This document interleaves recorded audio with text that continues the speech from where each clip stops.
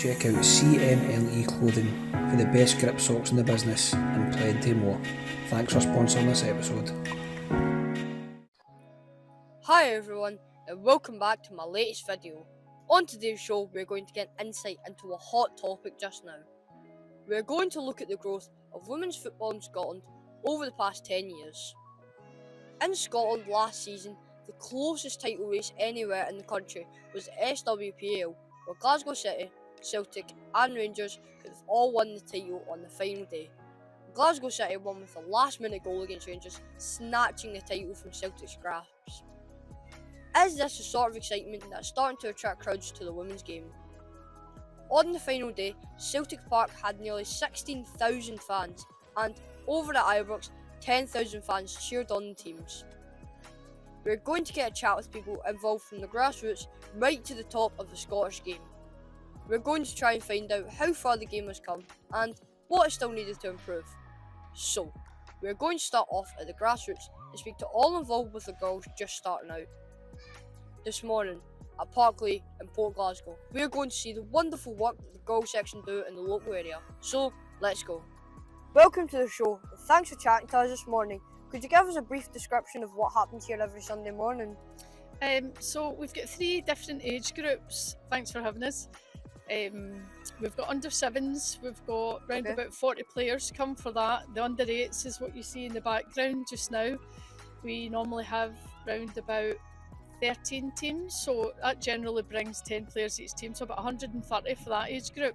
And then next door we have under 10s. Right. And we also have 13 teams for that, so it's another 130. That's why the car park's so busy. So in total, it's just around 300 girls every Sunday morning. Wow, that's amazing. It must differ from when you started out. How many did you have when you first started? A lot less than that, and we had to travel up to Harmony Row, and there was only about 6 or 7 teams, so it's absolutely brilliant to have this on our doorstep. How did you actually go about starting the girls section? I didn't actually start a girls section. Did you not? I took over from girl Leanne McPhail, started Port Glasgow Juniors around about 2005, I would say, and I took over just around 14 years ago, so yep, it's good to see it grow.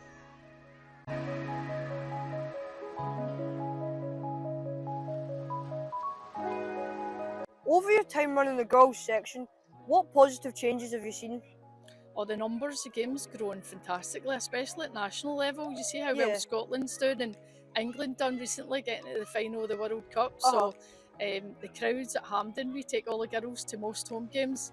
Crowds are getting bigger and the quality's outstanding. Yeah. In the future, are there any changes you would like to see in the women's/girls section? Well, you know, there's a big pay difference between women getting paid and guys, and it happens in a lot of sports, so it would be good to see, you know, the girls getting the same opportunities as boys when it comes to pro youth and stuff like that. That's not in place just now, so it would be good to develop that. You must have seen many players come and go. Have any of them made it to the professional game? Well, we've got girls who played for Port Glasgow Juniors boys, and they helped the girls as well. We've got girls go on to Glasgow City, Celtic, Rangers, girls who still play for Drumchapel and Barton, St Mirren, you know, so it's good to see that the girls are still playing after leaving Port Glasgow. Finally, Margaret, why did you get into the crazy world of coaching kids football? I love football, and when I was younger there wasn't any girls football available, so it's good that we've got the opportunity to give the wee Are you still enjoying it? Love it. What made you get into football? Playing it in school, and I wanted to join a team. Just I saw my sister playing it and it looked fun, so I wanted to join in. So my big cousins used to always play, and every time we went to the parks and all that, we'd always have a kick about, and then I really just got stuck into it. I just kept bugging my mum to take me to football, so I ended up getting us into Port Juniors. My brother and my dad, so I've been sitting at the side of the park since I was in my pram.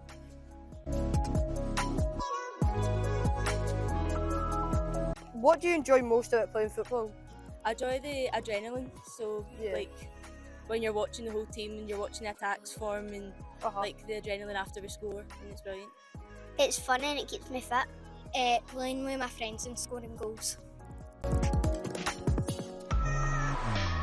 Do you feel like you get the same chances as to play football as boys your age? Yes, in a team, but when it comes to school, I always get papped off to the side a wee bit because I'm a girl. Well, that's like a bit of a tough one because see our school team, Yeah. I had to like fight to actually be able to play in that because there's girls who can play up to for our boys teams up to the age of 16. But for some reason they weren't really they didn't want me to play for the school team. But I managed to get myself in. Who's your favourite football player? Kyogo, because he plays for my favourite team. I'd probably say Cal McGregor because Why is he your favourite football player? Because I relate with him a lot because he's captained his team, I captain my team. We've stuck with teams for so long. I've always played for footballers. Kyogo and Jacinta and Greg Taylor. Did you watch the Women's World Cup? Yeah. Do you know who won it? Spain. Yep. Wee bit. Yeah, just a wee bit. Do you know who won it? Spain. I did watch the Women's World Cup. Do you know who won it? Nice. Spain won it 1-0.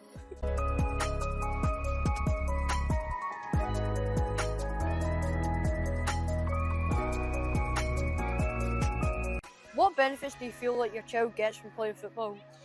The big thing obviously is going to be the really keep fit. Especially with me being a coach, I make sure they're keeping fit along with all the other girls in the team as well. But also for a social aspect, it's good for them to meet new pals. And obviously you've witnessed that today, the enjoyment, getting to play with our pals, winning games and scoring goals. And I don't think anybody dislikes that, do they? So she loves it, absolutely loves it. So I think it's been brilliant that the women's football's taken off. Do you feel that everything has been provided for your child to play football here? 100%. I think girls' football's came a long way in the last maybe 5 years, but now it's amazing when you come down here on a Sunday and you see the amount of parents and girls that are playing football compared to what it was when I played football. There was a handful of girls and they were in with the boys. Absolutely, yeah. Especially Port Juniors, especially really good, providing loads of training opportunities. Look, there's so many different teams now as well, so many girls. So there is plenty of opportunity for them. Aye. Do you feel that a girl gets the same opportunity as boys her age to get playing football, for example, pitches and playing time, etc.? I think there's probably more opportunities now for girls. Yeah. I think you can see the Women's World Cup recently. That's an amazing thing. Yeah, definitely. Obviously you see the World Cup recent as well, the Women's World Cup. I mean, that's the stadium starting to fill out now as well for them. So, I mean, we could train 2 nights a week, but we train 1 night a week just for a bit longer, and then every Sunday you can see how many girls are down here. I think it's phenomenal. Yes. Again, coming down here on a Sunday, first time I ever come down was blown away with the amount of people, and the amount of game time, and the amount of teams that have got girls sections. But I feel as though it's up on par with the 7-a-sides with the boys as well. So I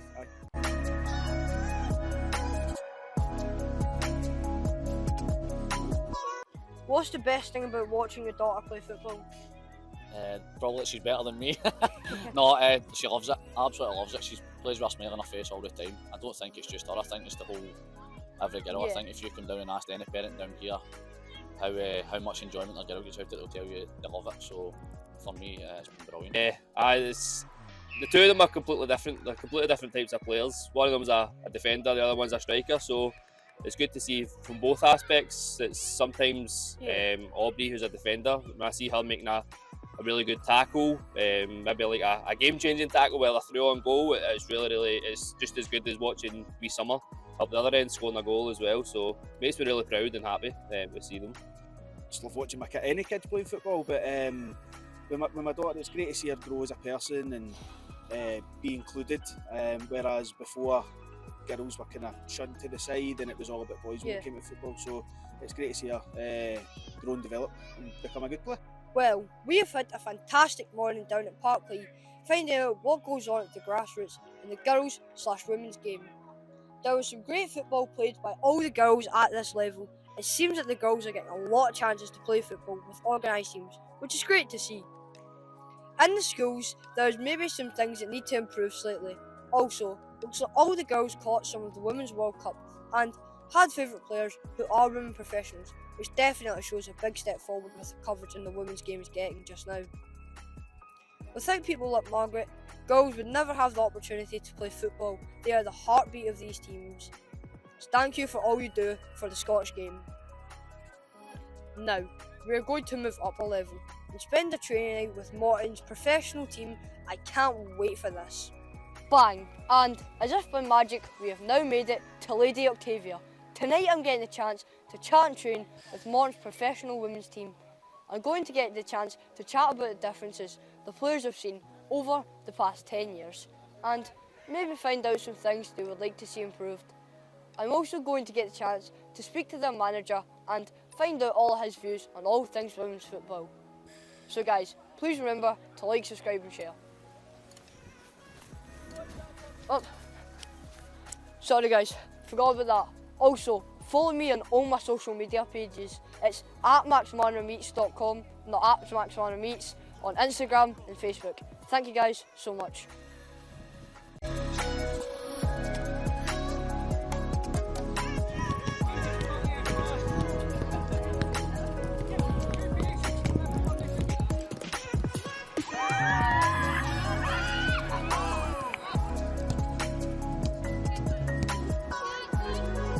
Hi, could you introduce yourself and tell me how long you've been manager here? Colin McKechnie, Greenock Morton first team manager. We're part of Morton community, I also look after the full girls and women's pathway, and I've been here since February last year, so coming up for 18 months. So what are your first impressions of women's senior football? First impressions, I probably thought a wee bit less of it. When I came in we won 7 of our first 10 games and I thought it was pretty easy. Good. And then we had a reality check last year after getting promoted and realised how tough it really is. So it's been tough across the board, but we're getting there. In your time in charge, have you seen improvements in opportunities and facilities available to your team? I've seen improvements and opportunities all over the board. We've played Livingston, we've played Hamilton, we've played Kelly at their stadiums. Unfortunately, we've not had that opportunity within our own club, which is disappointing to use Caplow. We use Partlea Community Stadium, which is good, but there's plenty more opportunities we can get. We've had the strip launched together, but we've not had the full use that everyone else seems to be getting. Do you know why you all use a stadium pitch? No, we keep getting told it's because it's grass, but grass grows back in.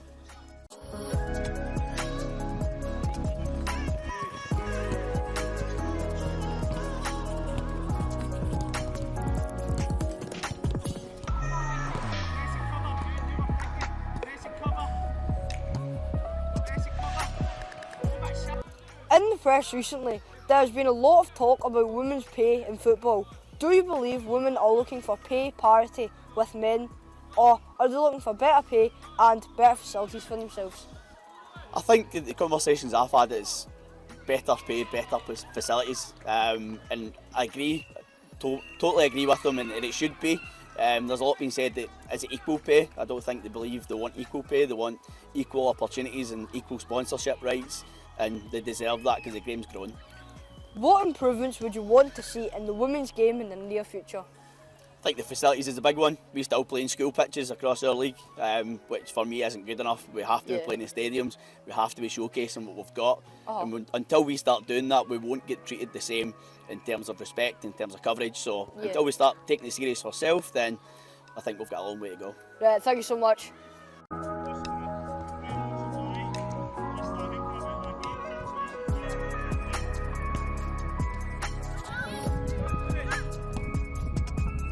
Girls, welcome to the show. Can you remind us of your names? Francesca, Rebecca. During our time filming with the young girls, the feedback we got was at club level, they feel like they now get the same opportunity as boys their age. Was this the case when you were growing up? I feel like for me, I had quite a lot of opportunity. When I was in primary school, I was always allowed to play with the boys. And when I was in high school, I was always allowed to play with the boys. and I had more opportunities in high school to go to professional teams. And with me, I'm completely opposite. I didn't really have the opportunity to do these things either. Can you expand on some of the barriers you had to overcome to play football? Do you have any? I think it would just be that everyone's first opinion is it's a girl. Yeah. So they think you're not going to be as good as the boys, and they think that they're not going to fling in a tackle because they think they're going to hurt you. Yeah, I agree. In schools, the younger girls still seem to have trouble kicking a ball. Was that the same for you guys? It was the same for me, but I just found that I got stuck in more, but I know that when you look at younger girls, they can be shy and timid and not want to get stuck in with the boys, which I'd say is a pretty big barrier. Did you ever get to play for a school team? Yeah. I'm playing for my high school team now, but I didn't when I was in first year, second year. Have you guys seen a big change in the people's attitudes towards the women's game recently? I think in the past year it's changed since England won the Euros last year. Yeah. So I think that's made a more positive impact on it, but it's obviously still not the same. Yeah, it won't be the same for a while, but it is changing, which is positive. And finally, what improvements would you like to see in the next couple of years in the women's game? Well, I think it would just be money in the Scottish game. Yeah. Obviously it's expanding more in England, but Scotland in their top league is still quite poor. Yeah. Thank you guys so much for talking to me.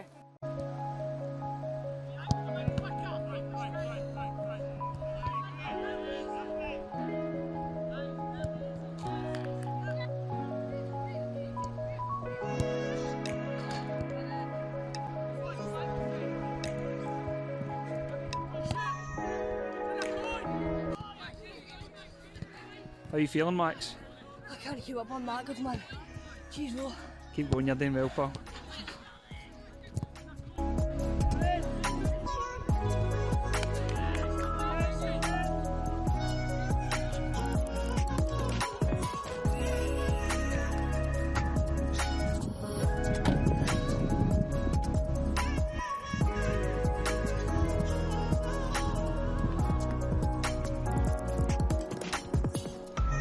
Hi Eileen, and thanks so much for sitting down with me today. Can you tell me and the viewers what you do in connection with women's football in Scotland? So my role is CEO at Scottish Women's Football, and we run and administer over 70 competitions for girls and women across the whole of the country. So you'll know and have seen SWPL 1 and 2 games on the television. Our responsibility starts at the championship, and that's effectively the third tier of women's football. So from that all the way down to girls playing football for their clubs. Since taking up your role as Chief Executive of Women's Scottish Football, what positive changes have you seen? So there's been lots of positive changes in the nearly just over 2 years that I've been in post. At that point we were emerging through the impact of COVID, and so getting leagues and competitions back in order was in itself a real achievement, but perhaps the biggest one has been securing the partnership of Scottish Power. So we announced them in summer this year that they would be our principal partner, and that they are now supporting through sponsorship some of our competitions, and so that's a massive achievement for an organisation like ourselves to have and secure a big company like Scottish Power. That's good. On a positive note, all the younger girls and the parents feel like they get the same opportunity as boys at their age to play football for the clubs. This must please you. Oh, that's really pleased to hear, because my own particular journey maybe reflects some of those girls that you've spoken to earlier. So I went to a very small rural school. There wasn't enough boys to play football for a five-a-side team, so girls just played. We played and it was normal, and we kicked a ball about. But there was one moment when the coach of that team realised that he was going to need to have some girls in his team, and he didn't have any interest in that. He didn't want to see girls, and he told me and a friend when we turned up for training that the netball was over there and that we should go and play that instead. So I'm thankful that a number of years on from that, and it's a long time since I was at school, that things have changed, and that girls feel like there is opportunity for them, because that's all we want. If they want to kick a ball, then we want to make sure that there is opportunity on their doorstep for them to have that experience of playing a team sport, and there is no better sport than football to be playing. After chatting and training with the Morton first team, we found out that they don't get to play at Cat Below, and also a top of the league Celtic vs Rangers SWPL clash was played at Ergys Park. For the women's game to improve, should the teams be playing at the homes, clubs, parks? Well, I think it's always a big spectacle when we see those big games played at the big stadiums, and we see that that's when there starts to be the record crowds. If the Hearts games played at Tynecastle, Hibs at Easter Road, or if Celtic or Rangers get to play at Parkhead or Ibrox, that's when we start to see really bumper crowds. But we also know that there are challenges there. There are grass pitches that sometimes take a bit of toil, and we know that that is a challenge. Nonetheless, what is really important is about establishing a home for those women's teams so that they can establish a good fan base, and fans know when their team are going to be playing and where and at what point in the calendar. So there has been a lot of work to make sure that those women's teams do play regularly, to play at stadiums that are of a sufficiently good quality, so that that fan experience can be all it can be. But I do think that there is something in the ability of women to be able to play at those big stadiums. On another positive, Celtic have just announced their new multi-million-pound training ground for the women's team. This investment must please you. Are there any other clubs looking to do the same? Yeah, it's phenomenal news to hear that Celtic are planning to invest so much into some new facilities to give their girls and women the real chance they need to really hone their skills and to drive up performances. So that's to be welcomed in that investment. Across the country, we know that facilities is a big issue. And for instance, I know that there's a lot of work going on in Inverness to create a new purpose-built facility for girls and women there, and that's to be welcomed. And I visited Shetland this summer, and the women's and girls teams there are behind a broader drive to get some 3G pitches in Lerwick, which will enable their ability to play more regularly in their town. So we know that facilities can be a challenge. We know that facilities are difficult and expensive, and public finances are stretched. So what we probably need to do is work through and understand where there are gaps, invest carefully, wisely, make sure that those facilities work well for women and girls, and that will require engagement with women and girls about what they need and want from those facilities. But I think it's to be welcomed that Celtic are taking charge and ownership over advancing their situation. What do you feel like we need to do? No. Do you feel like there should be more full-time clubs in this country? And do you know any teams that are looking to go full-time? I think, again, there are lots of benefits from those full-time teams and those professional outfits, and I know that Fiona McIntyre, who heads up the SWPL, is working really hard to make sure that can grow in professionalism as well, because that means that those women and girls are fitter, they're able to dedicate their time to playing their game well, and that improves the performance on the pitch, and that drives forward audience numbers because they can enjoy the game and they can see the improvement. So I think there's lots of ways in which we can work now together to make sure that we can continue to drive that professionalism and help support clubs to become more regularised in their training. In our end of the game, though, we know that there's just a need for us to make sure that we support and ensure the resilience and the sustainability of our clubs, to make sure that when they're there, that they can play and fulfil games and that they can do their best in their leagues that they're in. And finally, can you tell me and the viewers some of your plans for the future of Scotland's women's football? Well, that's a big question, isn't it? My goodness, Yes, there's a big lot to cover.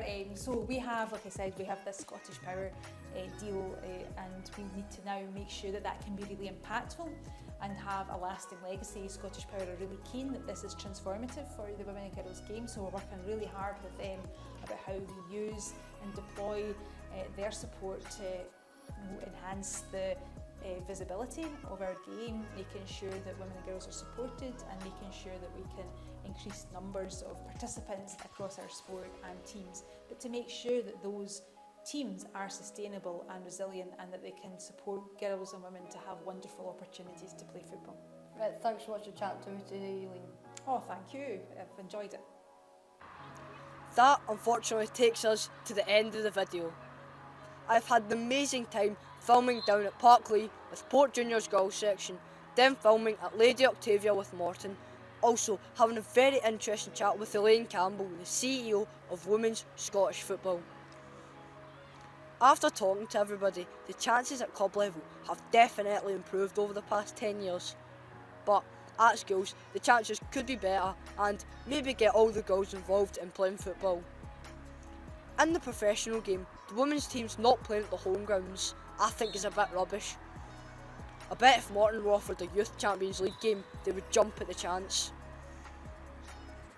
Come on, let the women's teams play at home stadiums, it's got to be equal. Elaine Campbell said that the Scottish Championship have made a massive deal with Scottish Power, which is a big positive.